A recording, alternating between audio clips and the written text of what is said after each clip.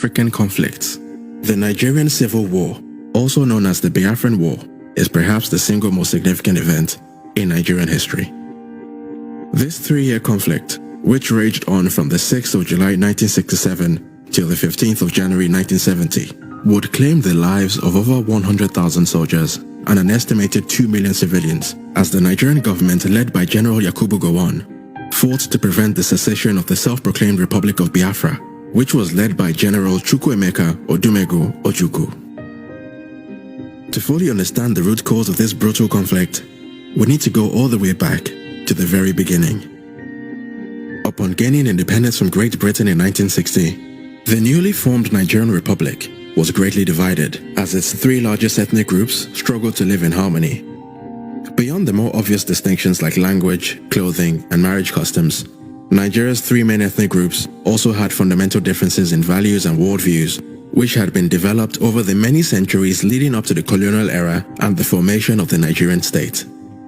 The Igbos, who represented about 60 to 70% of the population of the southeast, were mostly Christians who in the centuries before the colonial era had lived in relatively egalitarian societies. Although most Igbo towns and villages were headed by monarchs known as Ezes, the political decision-making process within Igbo communities was actually quite democratic, as it involved general assemblies composed of title holders and other respected members of Igbo society. Status was acquired through one's ability to solve societal issues, and respect was given primarily to those who had acquired wealth, as opposed to those who had simply inherited it.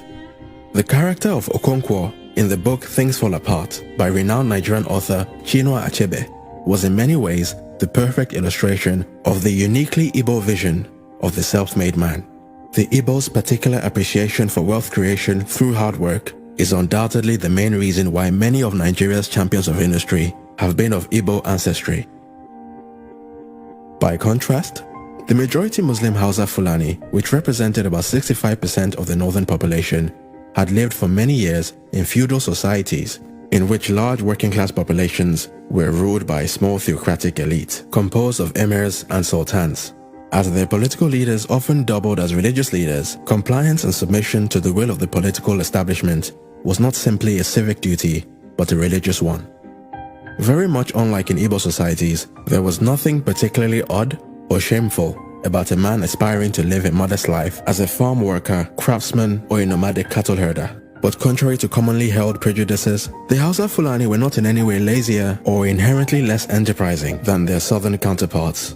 They simply had a deeper appreciation for religious discipline and had a more socially conservative worldview. However, there is no denying the fact that while the unquestioning submissiveness of northern societies to the theocratic establishment guaranteed internal stability and order, it also meant that the North was a lot less economically vibrant.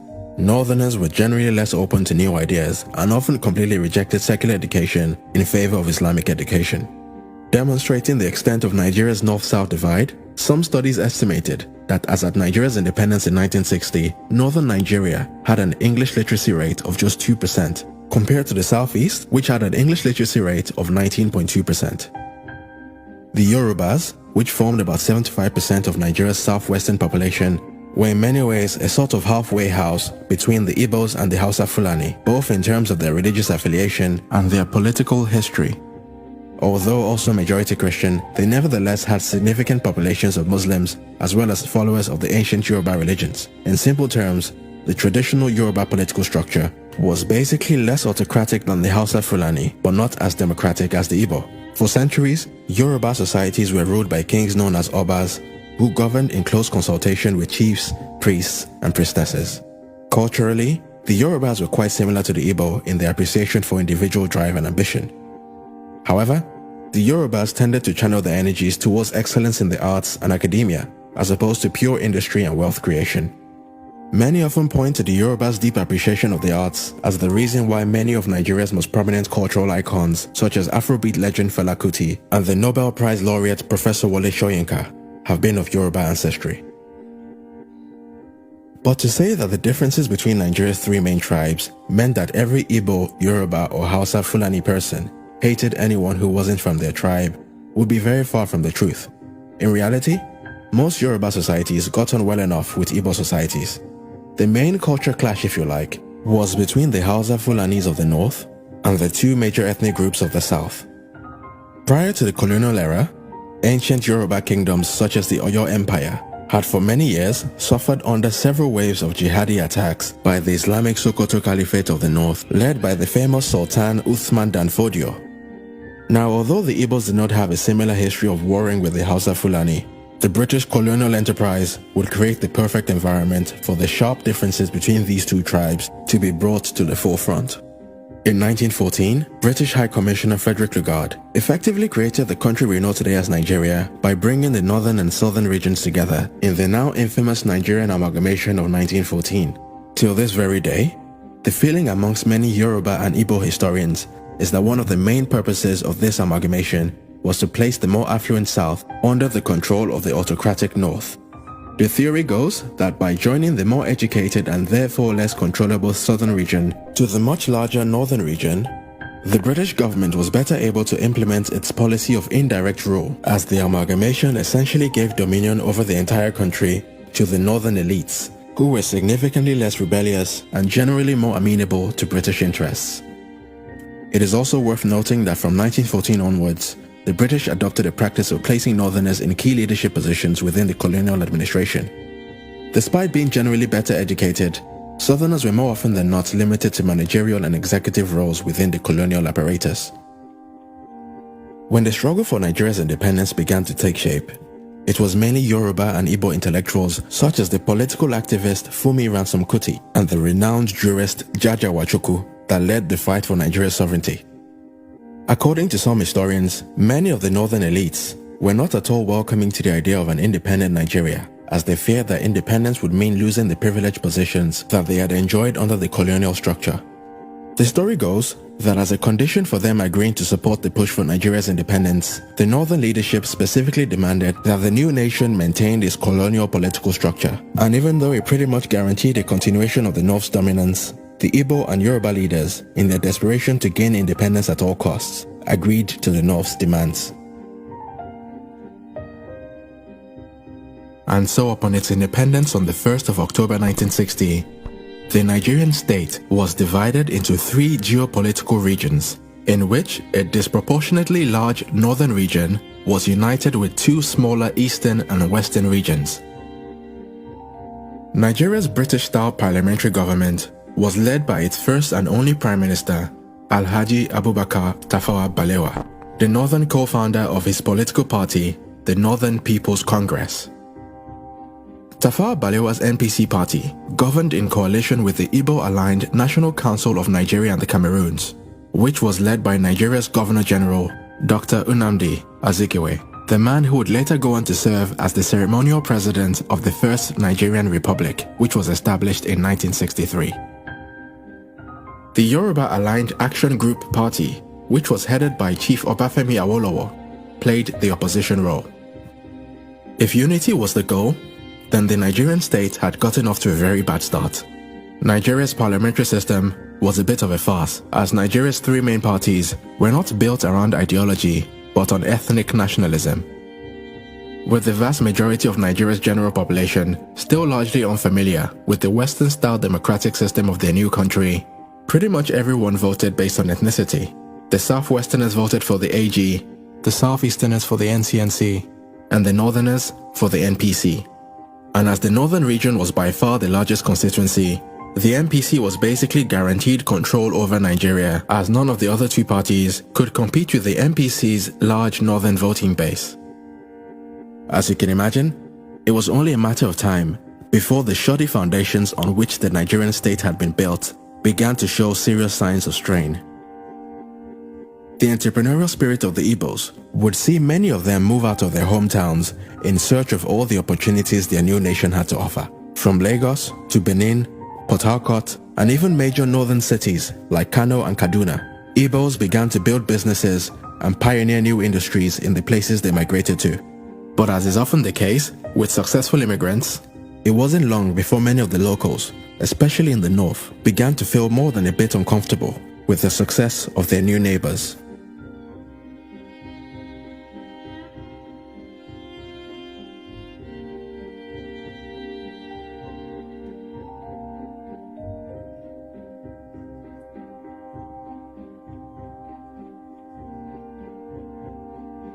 One thing I've noticed, Premier, while I've been here, is that Northerners seem to have, I might almost call it, obsession about the Igbos. Could you perhaps explain that to me? Well, the Igbos are more or less the type of people whose desire is mainly to dominate everybody. If they go to a village, to a town, they want to monopolize everything in that area. If you put them in a labor camp as a laborer, within a year they will try to emerge as headman of that camp, and so on. Well, in the past, our people were not alive to their responsibilities, because you can see from our northernization policy that in 1952, when I came here, there weren't 10 northerners in our civil service here. Then I tried to have it northernized, and now all important posts are being held by northerners. Is this policy of filling all key posts in the north solely with northerners and not with other Nigerians a temporary or a permanent one? In actual fact, what it is a northerner first. If you can't get a northerner, then we take an expatriate like yourself on contract. If we can't, then we can employ another Nigerian, but on contract too. This is going to be permanent, I should say, as far as I can foresee, because it will be rather dangerous to see the number of boys who are now turning from all our learning institutions, coming out with having no work to do. I'm sure whichever government of the day might be, it will feel rather embarrassed, and it might even lead to bloodshed. Doesn't this damage the idea, sir, of all people in all regions in Nigeria being fellow citizens of one country? Well, it might, but you are, new to our region, but how many northerners are employed in the east or in the west? The answer is no. And if there are, there may be 10 laborers employed only in the two regions.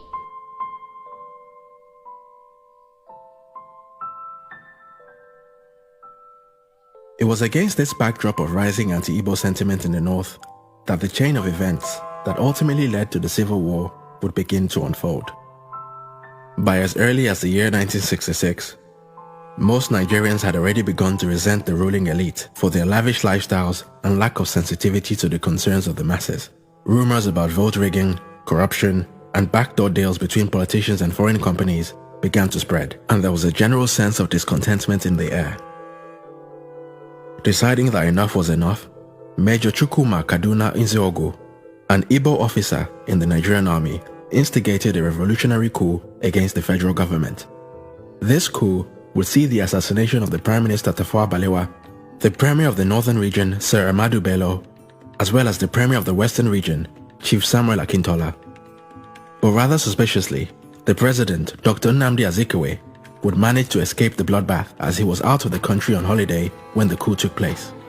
But despite the execution of many key members of the government, the coup led by Major Nzeogu was ultimately unsuccessful, as it was quashed by a different faction of the Nigerian army, led by Major General Johnson Aguiyi Ironsi, who, interestingly enough, was also of Igbo ancestry.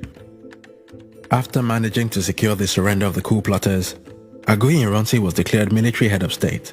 But even though both the instigator and the stopper of the coup were of Igbo descent, various conspiracy theories began to spread in the north, suggesting that the entire thing was all part of an undercover master plan to put General Aguiyi Ironsi in power and transfer control of Nigeria over to the Igbos. Oddly enough, there was actually a fair bit of evidence in support of this theory.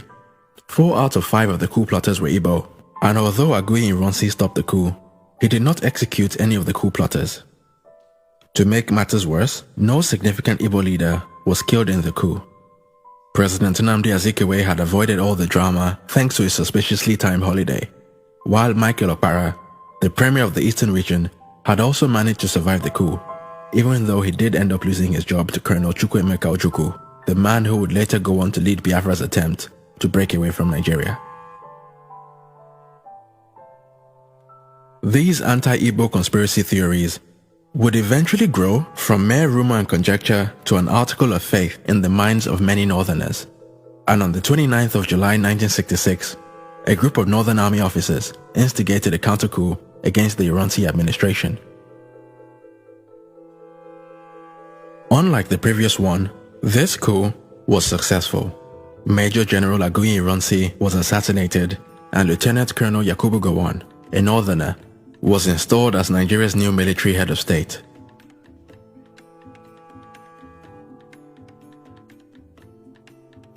Unfortunately, the northern retaliation would not end there. In the 3 months following the coup, an estimated 8,000 to 30,000 Southeasterners living in the north would be attacked, killed, and robbed by local mobs. Fearing for their lives, over 1 million Southeasterners fled back to their homelands, leaving behind businesses, homes, churches, and in some unfortunate cases, children that had been the fruit of inter-ethnic marriages. With the deluge of refugees flooding back into the eastern region with shocking stories of betrayal and trauma, the Nigerian project was on the brink of collapse.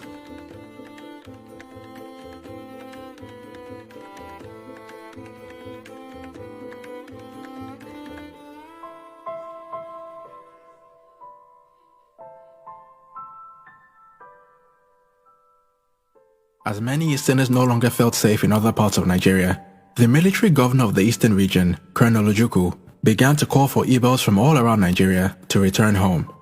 Rumors about the eastern region's impending breakaway from Nigeria became front-page news after it was reported that a plane carrying imported weapons had crashed in the eastern city of Enugu. Knowingly or unknowingly, Colonel Ojukwu essentially confirmed all rumors with a series of rousing criticisms of the Gowon administration's failure to provide adequate protection to the thousands of Igbos who were being attacked and killed by people they imagined were their fellow citizens.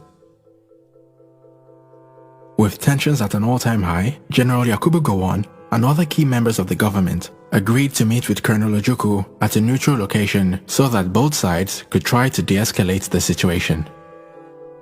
This two-day meeting will take place in the Ghanaian town of Aburi from the 4th to the 5th of January 1967.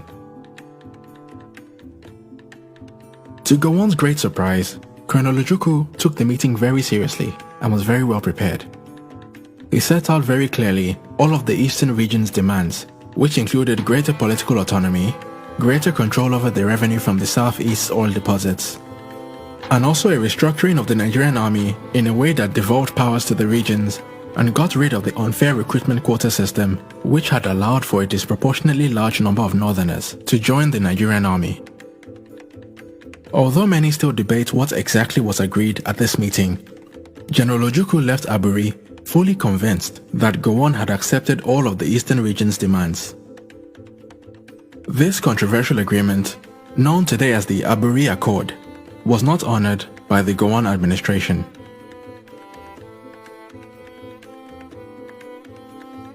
Upon returning to Nigeria, General Yakubu Gowon decided instead to break Nigeria's regions into smaller states and turn Nigeria into an American-style federation composed of 12 states.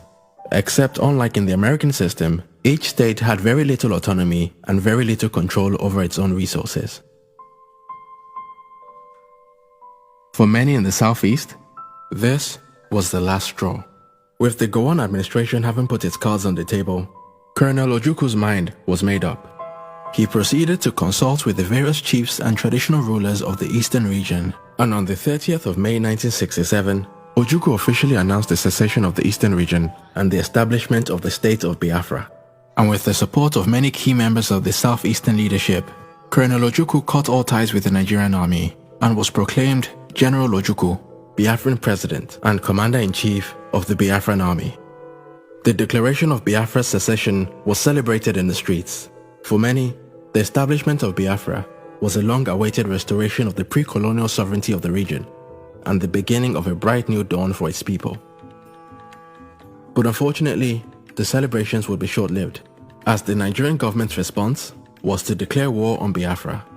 And although the Biafran army had no air force, no navy, and a chronic shortage of weapons and manpower, General Ojukwu was surprisingly optimistic about his new nation's ability to withstand the Nigerian army.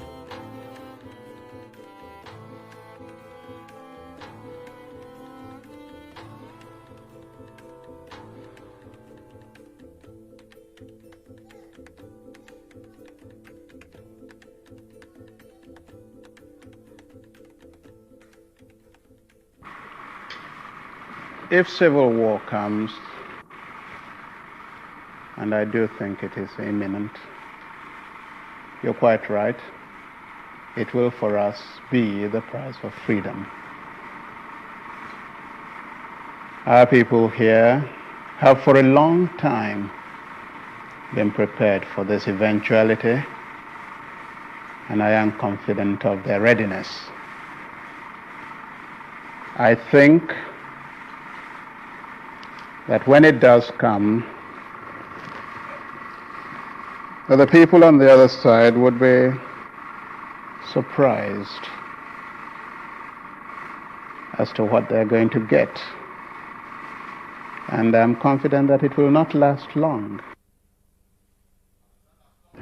I can't say for certain what Lagos has got.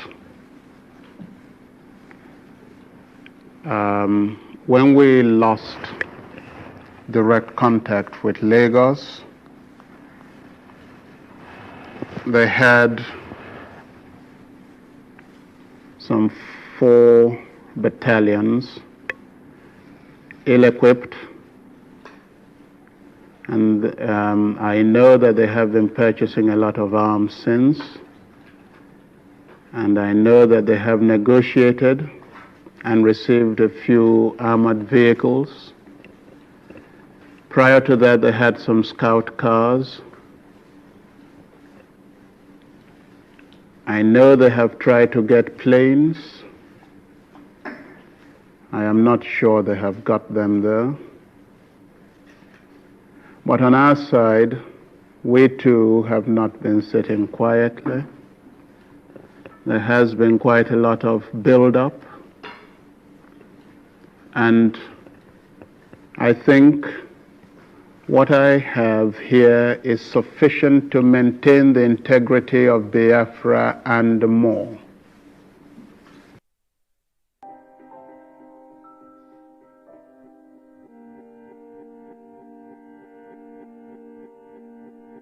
But putting aside General Ojuku's confident fighting talk, the reality of the matter was that Biafra was by far the underdog in this fight. The Nigerian military was larger, better funded, better trained, and had secured the support of Britain and other world powers. The expectation in Lagos was for the war to be over within a matter of weeks, or in the very worst case scenario, 6 months.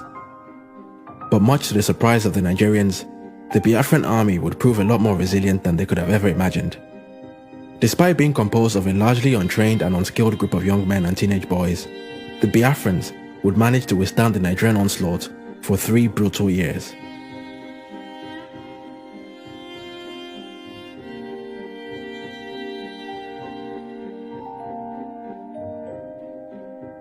The early campaigns of the Nigerian forces were quite successful, as they quickly managed to reclaim significant Biafran cities and monuments.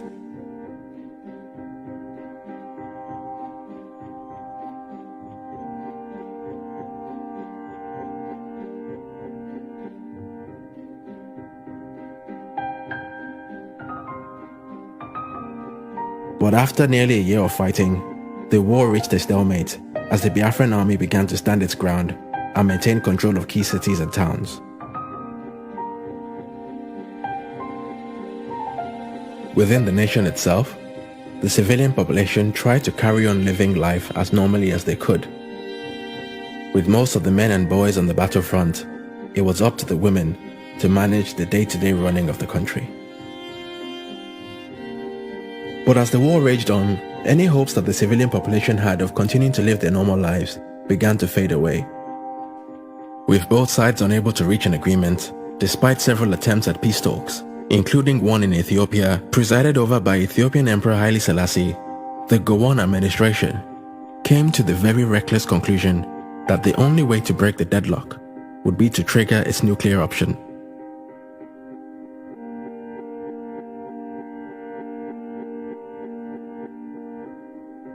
The Gowon-led forces mobilized to impose an economic blockade on Biafra, which blocked the flow of all food and ammunition supplies by land, air, and sea. This move would turn out to be perhaps the single most destructive political decision in West African history, as it would ultimately lead to the death by malnourishment of an estimated 2 million civilians most of whom were children suffering from the protein deficiency disease known as kwashiorkor. You see, prior to the war, dietary protein in the Biafran diet primarily consisted of locally sourced seafood, as well as dried stockfish, which was imported from Norway. Other sources of protein such as chicken, pork and beef were generally only enjoyed on special occasions, as they were often too expensive for the wider population. But as the blockade prevented the importation of Norwegian stockfish, and also restricted local fishermen's access to the seas, the region's protein supplies were quickly depleted, and the national diet was reduced to almost 100% starch. As the war took place around the golden era of TV media, the images of millions of malnourished Biafran children, projected on TV sets worldwide, would be one of the global community's earliest introductions to the now infamous trope of the starving African child.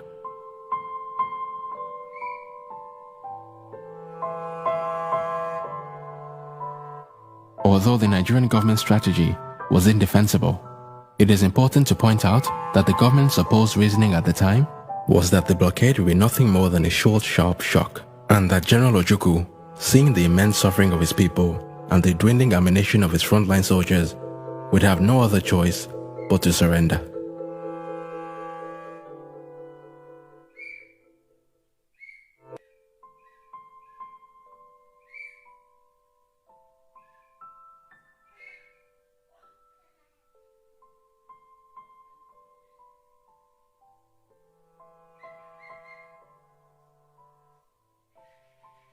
However, what the Nigerians had failed to realize was that the Biafran state had secured the support of a foreign benefactor of its own. Although the only countries to publicly recognize the state of Biafra were Tanzania, Gabon, the Ivory Coast, Zambia, and Haiti, Charles de Gaulle's France had taken a secret interest in Biafra as it saw it as the perfect addition to its sphere of influence in West Africa. According to French President Charles de Gaulle, Biafra was a just and noble cause, and so working closely with the French-aligned governments of the Ivory Coast under President Félix Houphouët-Boigny and the Gabonese Republic, led by President Omar Bongo, the French government helped to prolong the war by providing Biafra with weapons, mercenary fighters, and as much food as could be smuggled past the Nigerian blockade. France also publicized Biafra's cause on the international stage, describing the situation as nothing short of a genocide. The eventual discovery of France's involvement in the war would lead to protests on the streets of Lagos, with many accusing the French government of being the real reason why the war had continued, despite the fact that the Biafran forces had very little chance of overcoming the Nigerian military.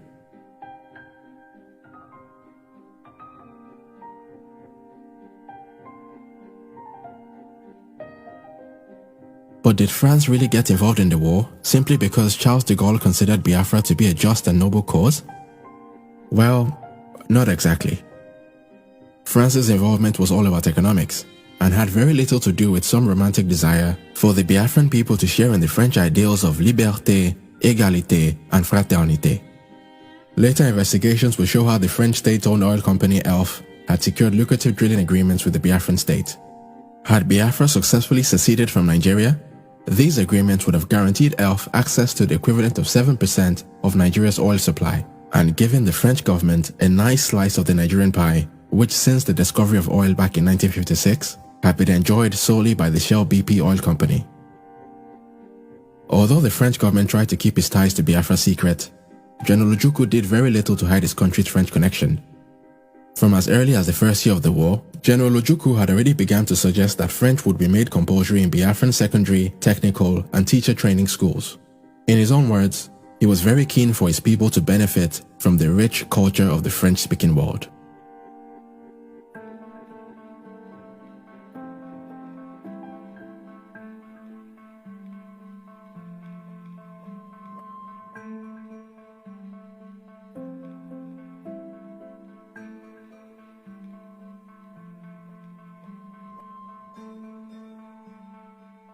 As the death toll began to rise exponentially, the whole world was becoming more aware of the level of carnage and immense suffering of the Biafran people.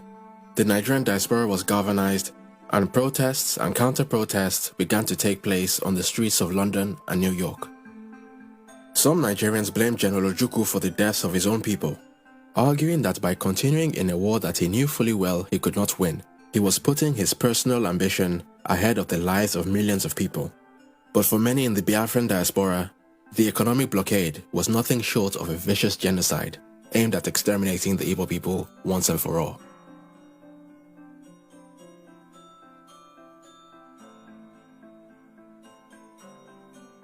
Another accusation that was thrown at General Ojukwu was that the only way he managed to cajole his army and his people to continue in the fight for Biafra was by reporting stories of false victories and by giving false guarantees about the imminent end of the war.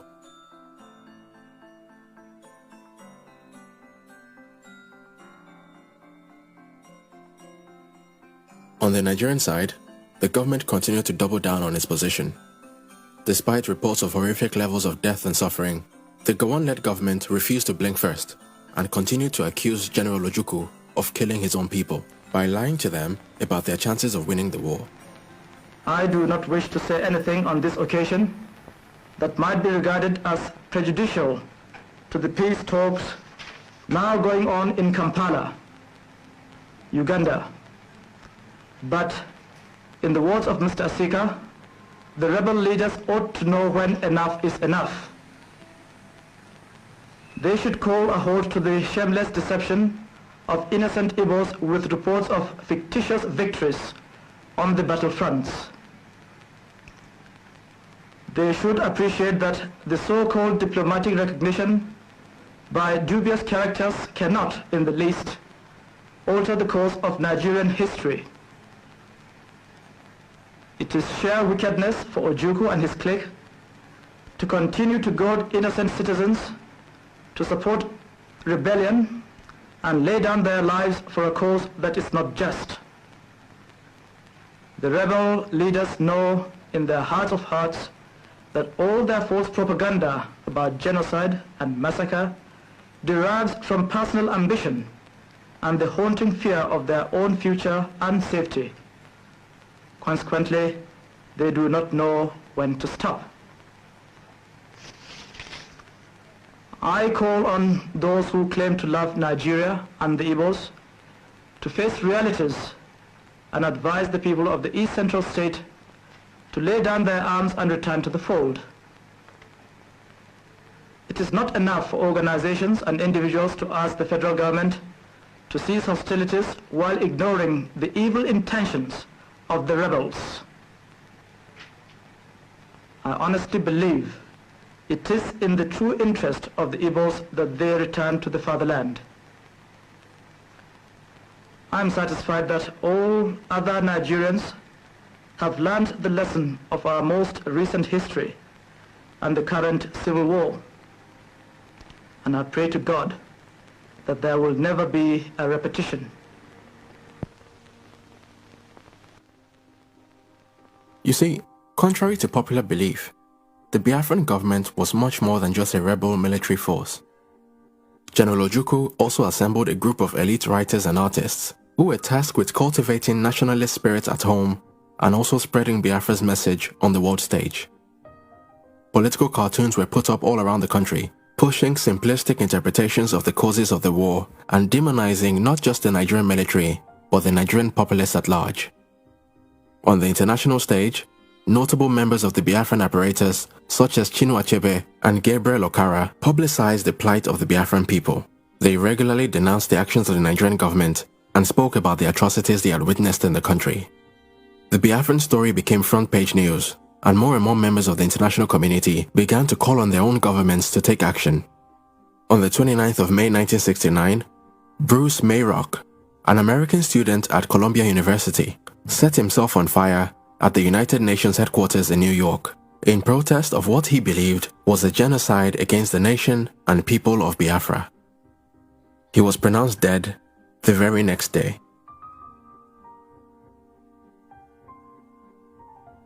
With more and more of their own citizens calling for political intervention, the response from Nigeria's international backers was to ramp up their military support for the Nigerian forces to help them break the Biafran resistance once and for all.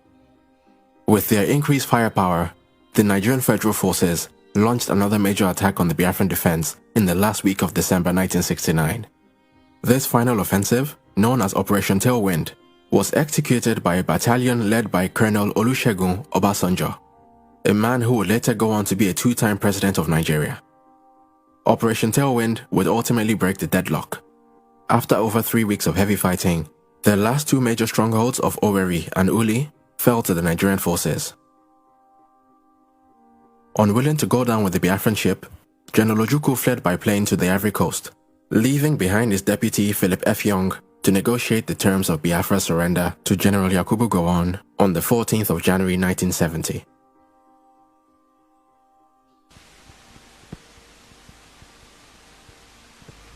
The so-called rising sun of Biafra is set forever.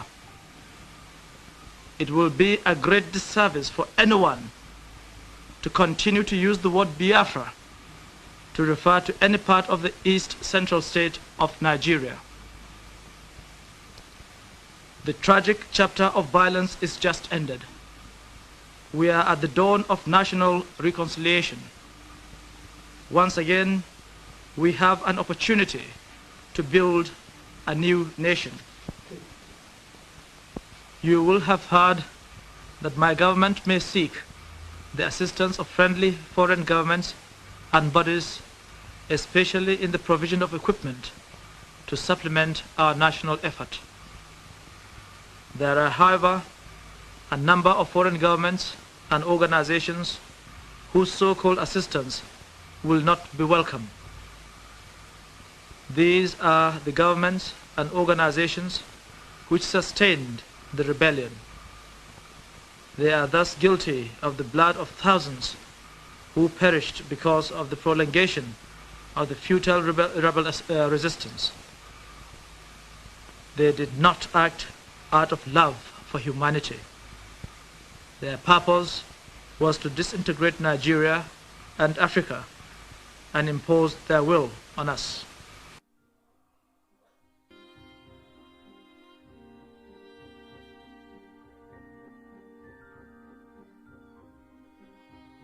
To say that the Nigerian government did not do enough to bring healing and reconciliation in the years following the war would be a gross understatement.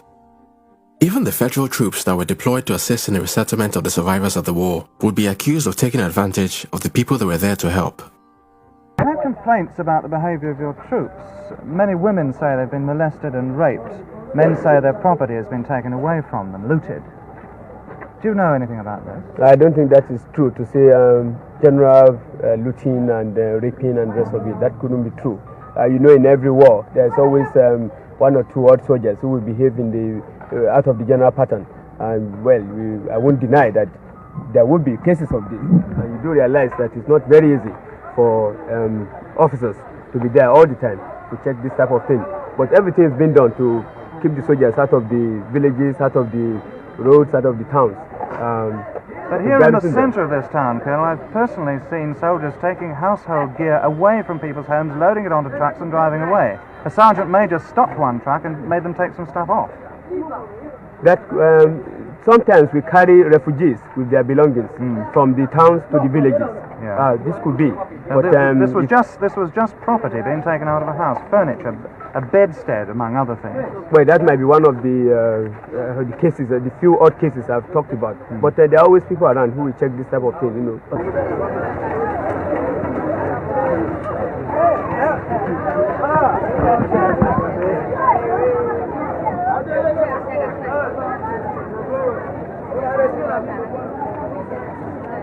Have the federal troops behaved badly since they came here?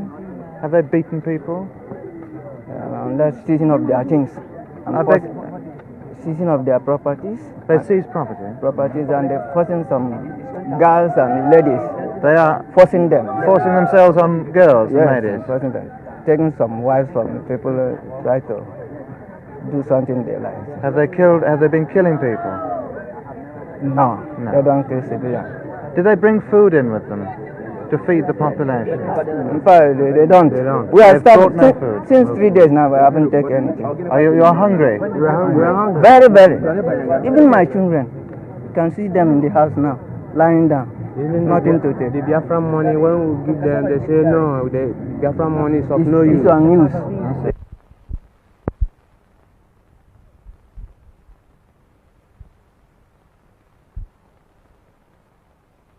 Do you know anything about raping or looting? No, I know nothing about that. No. What about food supplies? Is it true that the relief supplies are not coming in?